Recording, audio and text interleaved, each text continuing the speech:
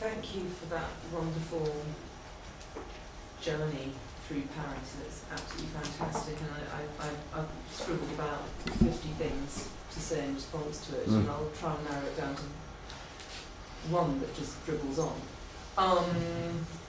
For me, one of the issues that we face at the moment is that we've stopped asking the question, what is a good life?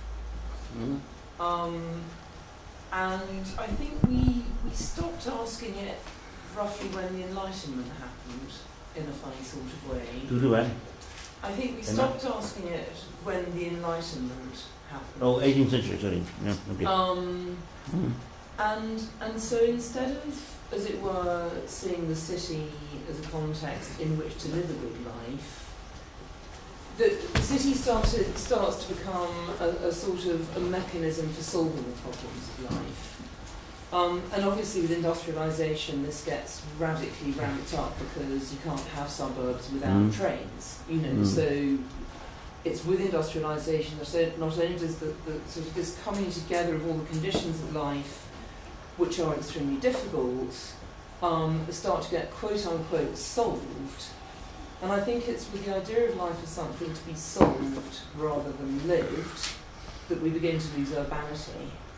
And I mean, obviously, it's my habit to think through food, so just to give you an example, I mean, that image of the Louvre that you showed from the Turgot plan, actually just beyond the Louvre, what you saw was about 50 barges tied up at the Plateau Grève, you know, this was the corn coming into Paris. And I think there's an amazingly fecund tension between the conditions necessary to life and a response to those which refers, you know, both up and down, as it were, as you were saying, to cosmic conditions and also to acknowledging the ground without which life is not possible.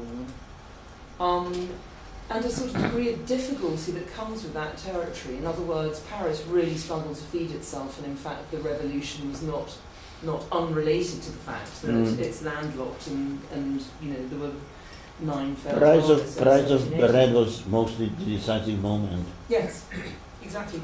But I think, I mean, coming on to our sort of current condition, I mean, I think one of the issues we face with our tabula rasa is that without really doing the thinking, we've kind of inherited an idea of a good life, which is really about material comfort and not a vast amount else. So as the railways allow suburbia to spread, they also, for instance, allow the reality of eating, say, meat coming in the form of live animals walking into the city, to become invisible. In other words, we start to do a trade-off between what it is to lead a good life that becomes what it is to lead a comfortable life without having to exert ourselves too much.